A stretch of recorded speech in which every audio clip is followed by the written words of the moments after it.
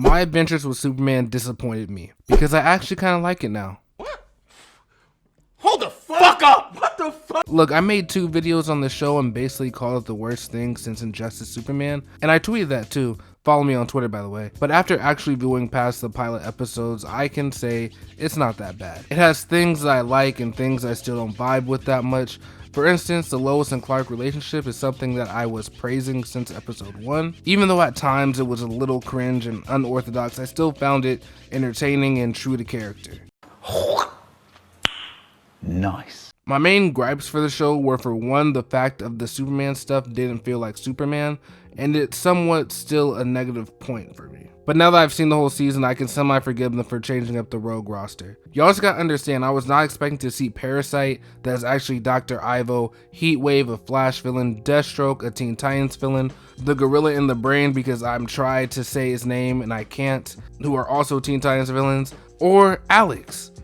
Like, yo, who invited this dude? Why are you here? Anyway, these are just characters that threw me off the scent of this being a Superman show. So you know, the human nature in me just thought to hate this show just because I didn't like it or understand it. But now watching and completely seeing the whole vision these writers have planned out, I can say they could just use more traditional Superman villains. Like, how hard is it to just call this an Amazo prototype? Why call it Parasite?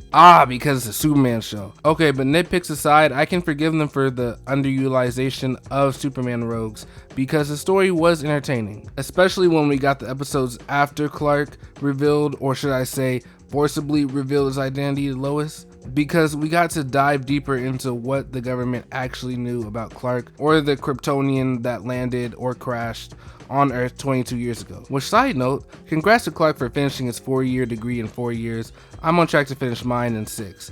We can't all be Superman. The Gorilla in the Brain, because I can't say his name, episode showed me how far the government was willing to go to prevent something like that from ever happening again. It also gave them credence to be fearful of aliens or whatever that was that attacked them. It didn't follow normal patterns of what if Superman went rogue or an evil Superman, a storyline that has been beaten to death, may I add, even in this season. Which, why don't we talk about the elephant in the room real quick? The multiverse. No! Fuck! Now, I know it's becoming a trend to explore the multiverse, but I gotta ask, why in the first season of a Superman show, not Flash show, not Doctor Strange show, but a Superman show, do you decide to explore the multiverse? And with the League of Lois Lanes?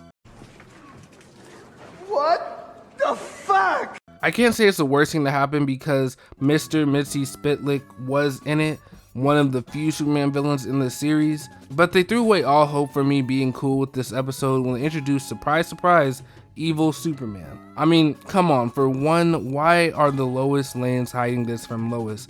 As if she's not smart enough to, 1, steal this information, or 2, come to a reasonable understanding in her head that there is a possibility of a bad Superman, but she believes and trusts in Clark not to be that. But no, you gotta do a whole multiverse episode to show her evil Superman from across the multiverse so she can see it's a possibility.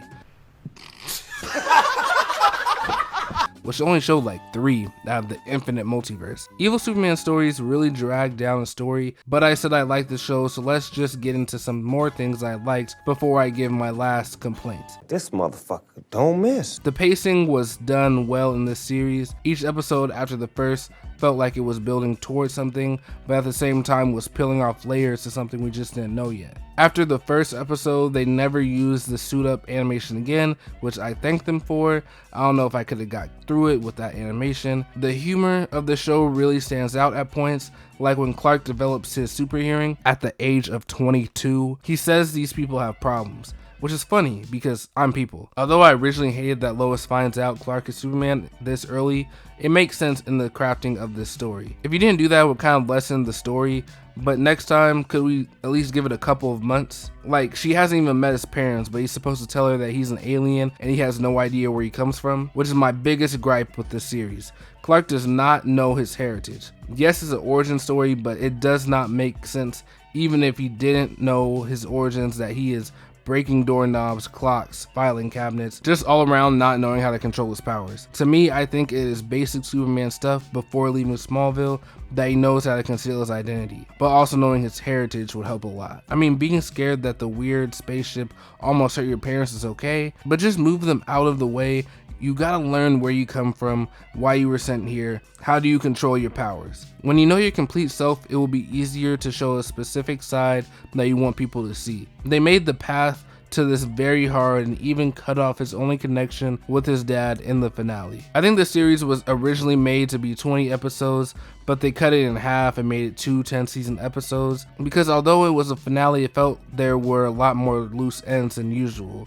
Clark getting visions of the invasion and him being the Eradicator and a terribly underdesigned Brainiac just gets you pumping for the next episodes, which will be in a couple of months after the break, or in this case, a new season in a couple of months, depending on if they recorded the voices. Which is likely because they were picked up for 2 seasons from the jump, so it makes sense to have recorded the seasons back to back, but who knows. Anyway, for me personally, I think I can give this show a final rating of 7 out of 10 for their first season.